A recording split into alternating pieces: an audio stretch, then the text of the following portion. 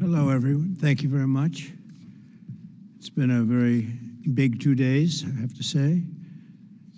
And we'll be heading back to Washington, D.C. right after this. And I'd like to wish everyone a very good evening. And over the weekend, the United States military and the Israeli Defense Forces continued Operation Epic Fury very successfully. Over the past 9 days, we've carried out some of the most powerful and complex military strikes and maneuvers the world has ever seen. Now, you add that up to all of the other things, Midnight Hammer, getting rid of the nuclear threat from Iran, which was a big moment in history, in my opinion, and the great success we've had in Venezuela and all other places. Every place we've gone, we've had tremendous success. But while we're doing all of these things, we're achieving major strides toward completing our military objective. And some people could say they're pretty well complete. We've wiped every single force in Iran out very completely. Most of Iran's naval power has been sunk. It's on the bottom of the sea. It's almost 50 ships. I was just notified it's 51 ships. I didn't know they had that many. Didn't last very long. And these are fighting vessels. They're meant to fight, but they're not meant to fight against us. We continue to target Iran's drone and missile capabilities. Their drones are way down. Their drone manufacturing's been hit starting today. We know all of the places they manufacture the drones, and they're being hit one after another. Their missile capability is down to about 10%, maybe less. We're also hitting where they make missiles and where they deliver missiles. We've struck over 5,000 targets to date, some of them very major targets, and we've left some of the most important targets for later in case we need to do it. If we hit them, it's going to take many years for them to be rebuilt, having to do with electricity production and many other things, so we're not looking to do that if we don't have to. But they're the kind of things that are very easy to hit, but very devastating if they are hit. We are waiting to see what happens before we hit them. We could take them all out in one day, but it's all resulting in a 90% decline in various things, but in particular, Iranian missile launchers, and 83% drop in drone launchers. As you know, the drone launchers are pretty well shot, but we're at over 90% decline in the Iranian missile launchers, which is very hard to reproduce and very hard to get. And usually what we were able to do through great equipment, a lot of smart people, as soon as they sent a missile up from a launcher, we were able to knock out that launcher within a period of 5 minutes or less, accurately, right on the noggin. So now we have low-cost interceptors effectively combating Iranian drones, and our B-2 bombers recently dropped dozens of 2,000-pound bombs to destroy missile launchers all over Iran and buried deep under Iranian soil in many cases. The soil was no match. And we're also annihilating the manufacturing base that the regime uses to build drones and missiles at a rate that nobody thought was possible. We're knocking them out. We know where they all are. We're knocking them out very quickly. We're ahead of our initial timeline by a lot. I would say that we probably would not have thought after a month we'd be here, in addition to the fact that we've taken out the leadership twice and maybe 3 times. And we, as you know, we want to be involved. We don't want another president that maybe wouldn't be willing to do what I'm willing to do for the good of the world, for the good of our nation, to be stuck with a situation in 5 years or 10 years from now. So we think they should put a president in, or the head of the country in, that's going to be able to do something peacefully for a change. They've been doing this for 47 years, killing people for 47 years, whether it's the barracks or even the SS Cole, where they were involved very strongly. They always denied it. But where they were very strongly involved in all of the people that died through the roadside bombs, died and are right now walking around with no legs, no arms, a face that's been so badly damaged. The Iranian regime has been attacking Americans and spreading terror for 47 years, and despite these countless opportunities to renounce their nuclear ambitions, which they had just a short while ago, they told Mr. Witkoff, who is standing right over here, they said, they actually said, we want to keep building. Essentially, in a real nutshell, we want to continue to build nuclear weapons. If we didn't knock out Midnight Hammer, if we didn't knock out their Iranian potential, if we didn't do that with Midnight Hammer, they would have had a nuclear weapon. They would have used it long before now. And at a minimum, Israel would have been annihilated. I was very lucky that we had the courage to do that we had the talented pilots and the great equipment. The B-2 bombers are unbelievable. We ordered 25 more, by the way. The newer, better version. It's we have the greatest military in the world. We have the greatest equipment in the world by far. You see that no matter where we go. You still need the people, though, to operate it and to use it. And those are the people that we cherish. Even after we obliterated their key nuclear sites in Operation Midnight Hammer, they never negotiated in good faith. They still continued to say, we want to build nuclear, we want enrichment at levels that were unacceptable. And they even turned down an offer for unlimited free nuclear fuel forever for civilian purposes. We had people offering them free nuclear fuel. They weren't interested in that because they wanted to build a nuclear weapon. So instead, the regime was trying to reconstitute its weapons program at a different site.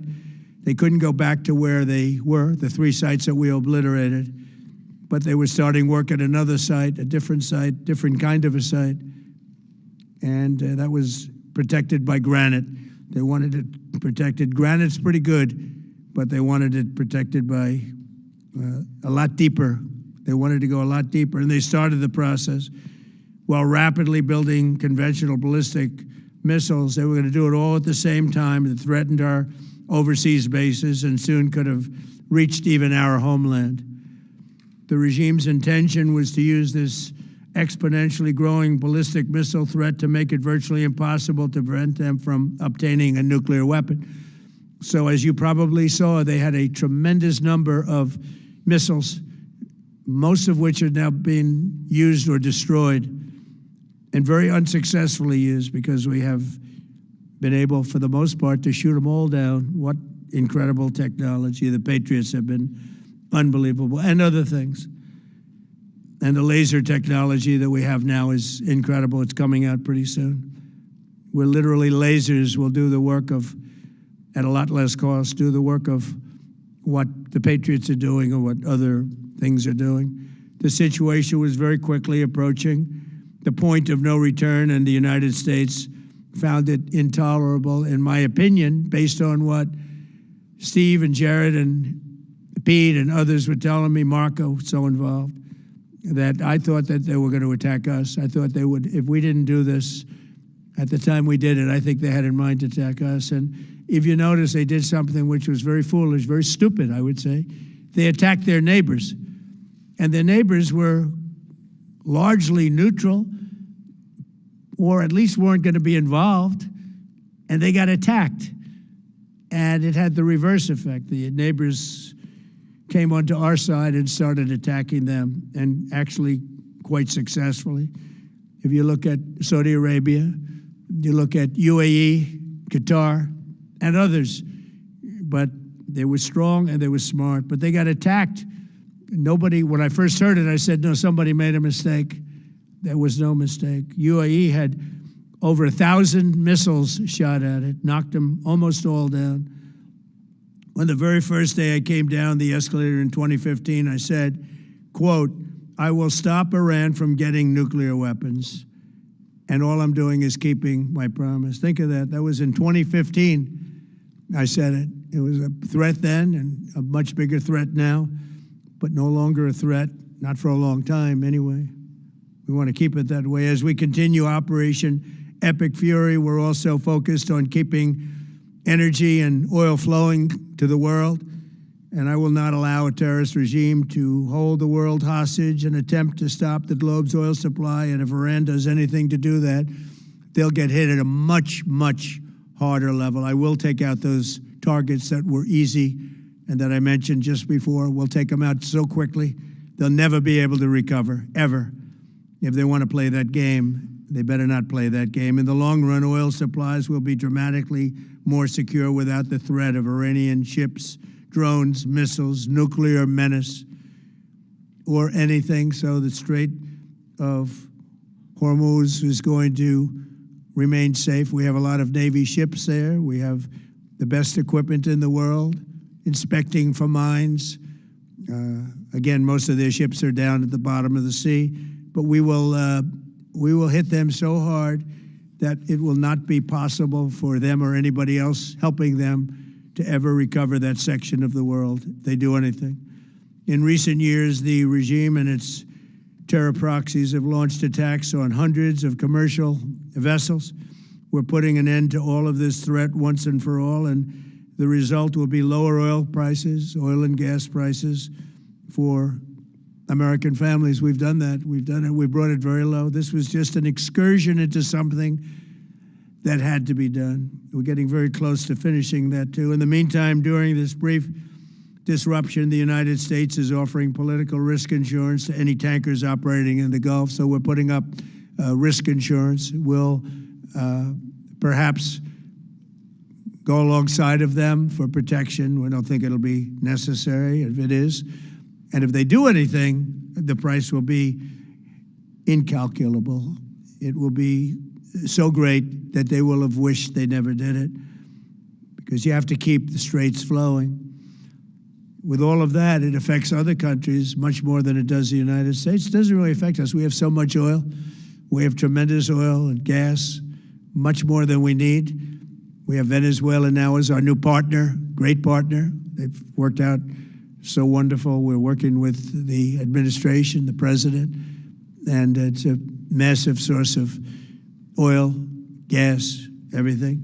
But we're in a very good position, but very unfair to other parts of the world, like China as an example. I mean, we're doing this for the other parts of the world, including countries like China. They get a lot of their oil through the straits. So we're doing this. We have a very good relationship with President Xi in China. I'm going there in a short period of time, and we're protecting the world from what these lunatics are trying to do, and very successfully, I might add. We're also waiving certain oil-related sanctions to reduce prices. So we have sanctions on some countries. We're going to take those sanctions off till this straightens out. Then who knows, maybe we won't have to put them on. There'll be so much peace. But when the time comes, the U.S. Navy and its partners will escort tankers through the strait if needed. I hope it's not going to be needed, but if it's needed, we'll escort them right through. And we have the greatest mine-sweeping ability. We have the greatest ships, and all of the, we know exactly where they're placed. We'll get them out of there very fast, but we hope we don't have any of that. And again, if they do that, if they play that game, we're going to hit them at a level that they have not seen before. So we're winning very decisively. We're way ahead of schedule. Our military is the greatest in the world, with the greatest equipment and the greatest people in the world. Nobody's ever seen anything like it. Iran's a very powerful country. They were going to take over the Middle East. If we did not hit them, they were going to take over the Middle East. They had thousands and thousands. Since their last hit, they had thousands and thousands of missiles and everything else. Most are now destroyed. But they were going to take over the Middle East. Those weapons were aimed at Middle Eastern countries that had nothing to do with this. They were going to take over the Middle East, and they were going to try and destroy Israel. So we stopped it with good timing, and we're very proud to be involved in this, and it's going to be ended soon. And if it starts up again, they'll be hit even harder.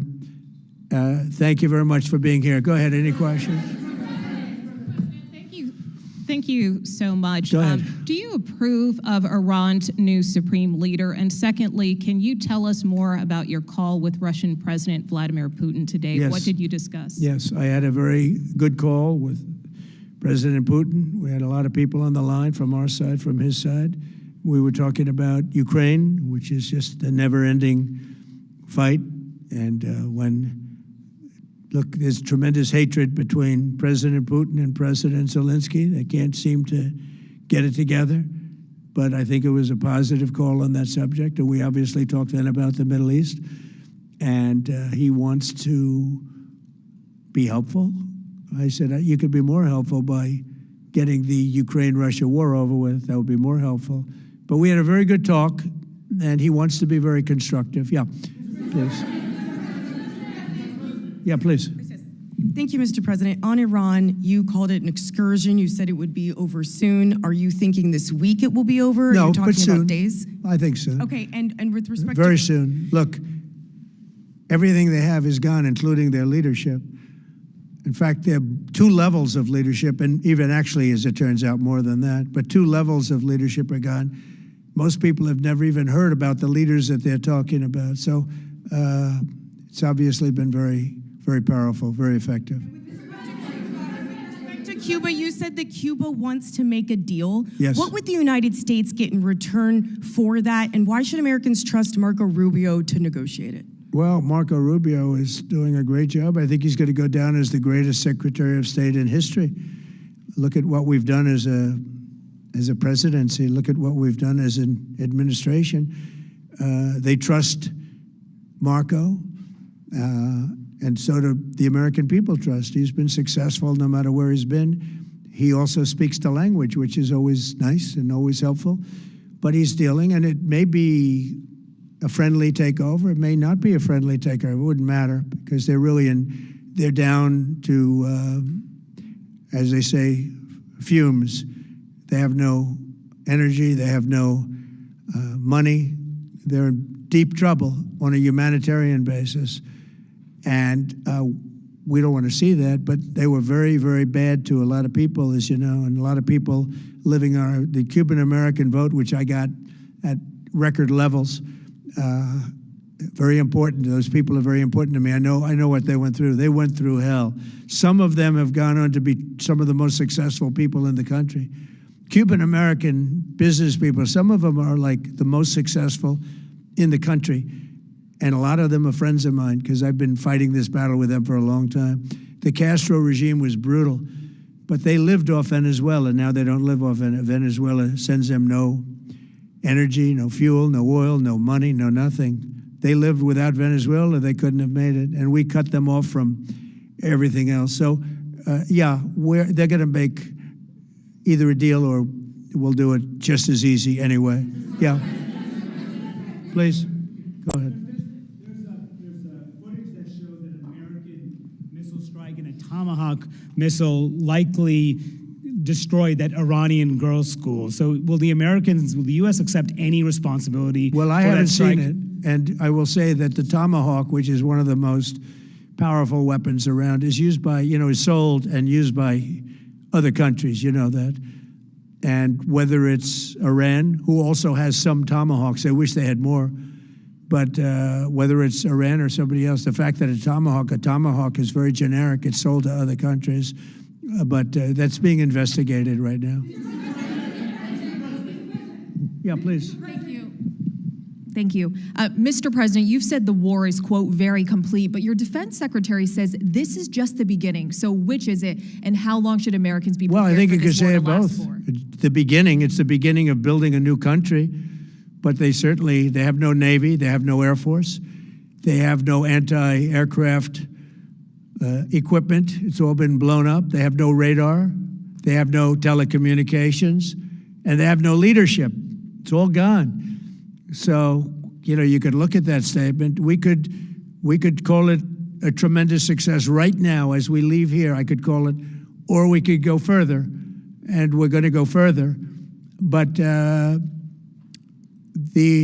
big risk on that war has been over for 3 days. We wiped them out in the first 2 days. When you think about it, it's incredible. We wiped out a big Navy, very powerful Navy. These were ships, these were serious ships. These were ships that you buy when you want to win battles. They're all on the bottom floor. The sailors are all running off their ships. They refuse to get on the ships. The Air Force is gone. Everything's gone. The missiles are down to a trickle. The drones are down to probably 25%, and they'll soon be down to nothing. We'll have where they manufactured the drones are under fire as we speak. They're being hit. So the rest is going to be a determination as to my attitude, along with the people in the Trump administration, what we want to do. Thank you. Yeah, please. Can I ask you, you mentioned you were going to waive certain additional oil waivers or sanctions. Can you talk a little bit more about that and address in particular? Well, we're looking to keep the oil like prices down. We went artificially up because of this excursion into a very positive thing. I mean, this was an excursion that a lot of people wouldn't have done. I knew oil prices would go up if I did this, and they've gone up probably less than I thought they'd go up. But I don't think anybody thought we were going to be this quickly successful. This was a military success, the likes of which people haven't seen. We have the best military. We have the best equipment. We have, I believe, the best generals. We have the best. And this went very quickly. We talked about that with President Putin. He was very impressed with what he saw because nobody's ever seen anything quite like it. You know, Iran was a very powerful military country with all of the missiles. Now, you had the double attack. You had the original attack with us and Israel, and that knocked them for a loop. Then you had the B-2 bombers, which took out their nuclear capability, and they would have had a nuclear weapon within 2 weeks to 4 weeks, and they would have used it long before this press conference, and we might have had a much different press conference if we had a press conference at all. But it's been amazing. The military success that we've had is truly unprecedented. You've told your congressional colleagues that you will not sign any piece of legislation until the Save America Act is passed. Does that include the confirmation of Senator Mullen as your next DHS secretary? Does that mean a DHS funding bill? And Senator Thune said today, it's not a matter of whether or not your Republican colleagues agree with the policy, it's about changing the process. In other words, getting rid of the filibuster to get there. So in order to get it, you're going to need Democrat votes. And what we're saying is the Save America, not the SAVE Act, which nobody knew what it was, the Save America Act, the Save America Act. And that's voter ID. We want voter ID. When a voter, we want to be able to see a picture of the voter. We want to be able to see that the voter is legitimate. We want, very importantly, confirmation that this voter is a citizen of the United States of America, and we want no mail-in ballot scams. So we have exceptions for the military, for sick, for disabled, and for people that are away, business trips or whatever.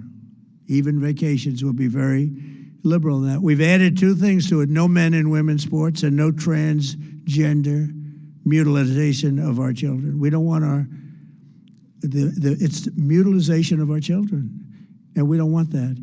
So we added those two things. That's the 5 points. We have 5 very good points.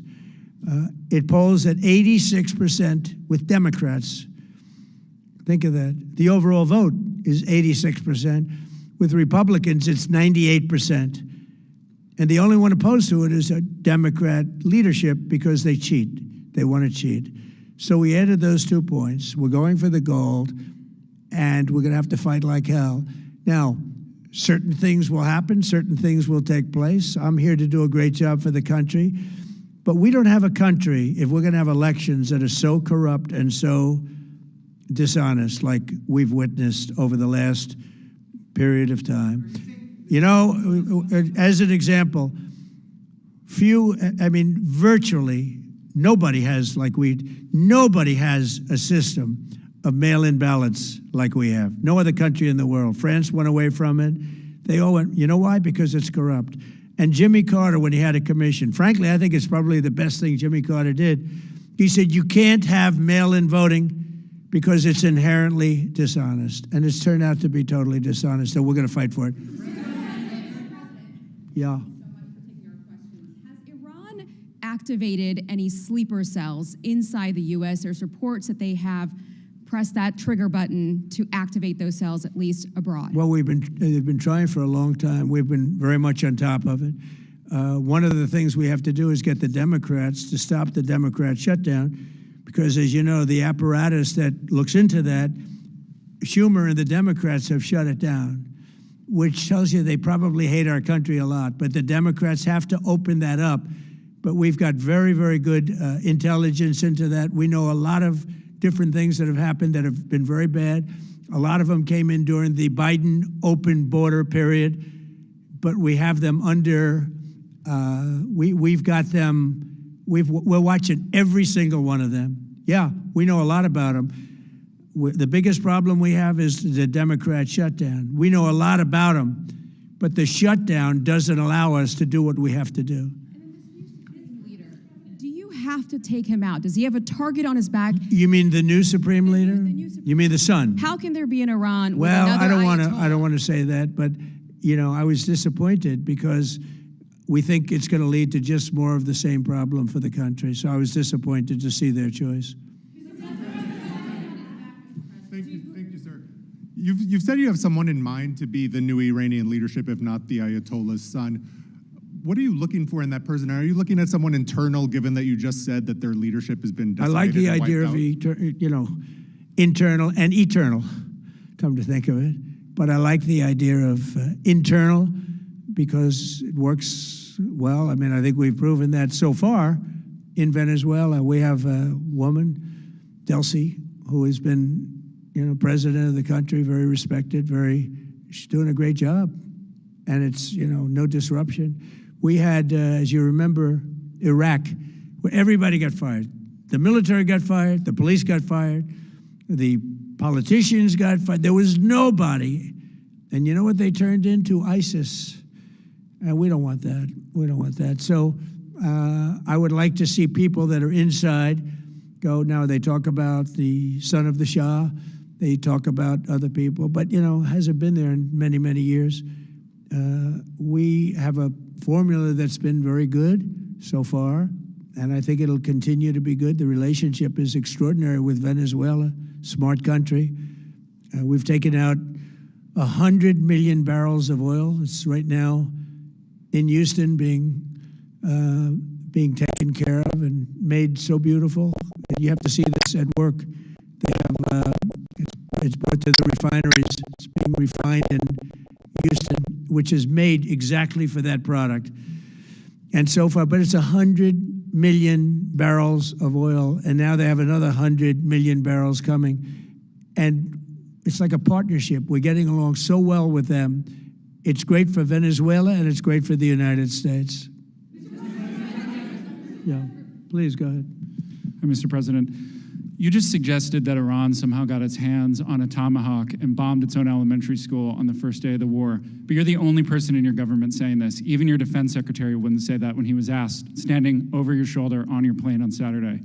Why are you the only person saying this? Because I just don't know enough about it. I think it's something that I was told is under investigation. But Tomahawks are used by others, as you know. Numerous other nations have Tomahawks. They buy them from us. But I will certainly, whatever the report shows, I'm willing to live with that report. Yeah, please. You said earlier that we've already won in many ways, but we haven't won enough. What do you consider enough? What's your baseline? Where they're not going to be starting the following day to develop a nuclear weapon. Where they'll look at that man and some other people from the administration and say, all right, we're not going to do it. They were not willing to say that. And when Steve called up and he said that to me, I said, well, here we go. Let's do it the hard way. But the hard way, I think, is probably the easy way. When basically I can see that they will no longer have any capacity whatsoever for a very long period of time of developing weaponry that could be used against the United States, Israel, or any of our allies. We have great allies in the Middle East, great countries that are allies. And they were staying out of it until they got hit. Someday they'll have to do a story. Why did he do that? Why did they do that? But they were going to hit them. If I didn't hit them first, they were going to hit our allies first. I believe, upon information and belief, But I believe that he was going to, they were going to take over the Middle East. They were looking to take over the Middle East. Now, had Operation Midnight Hammer not taken place, that was definite, because they would have had a nuclear weapon within a matter of weeks. But that took place. That was a setback. But look at the number of missiles they were able to buy and make over the last 6 months. And those missiles were aimed at various countries. And when you look at over 1,000 missiles shot at like UAE, they were looking to take over the Middle East. We got there first. We're lucky. I'll tell you what, the Middle East and those countries, very rich countries, are very lucky that I was president instead of somebody else.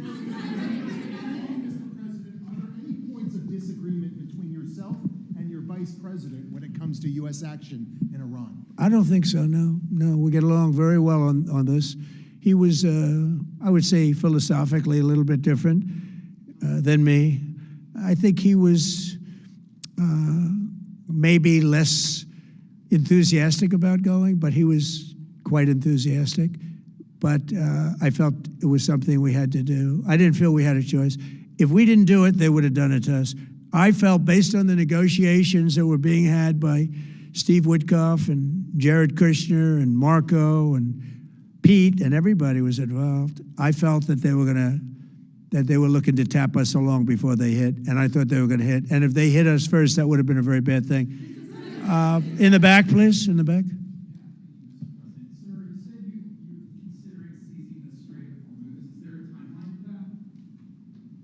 About the Strait, you mean? Yeah, well, I want to keep it open. I want to keep it good.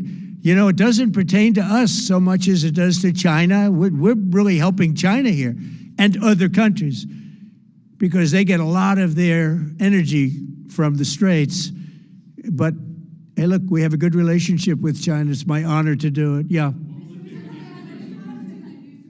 You have called him an unacceptable choice. So does he have a target on his back? And how can you say I don't want to say whether or not he does, because that would be inappropriate. But, hey, look, I had a target on my back because, as you people wrote pretty well, they caught the assassin that was after me.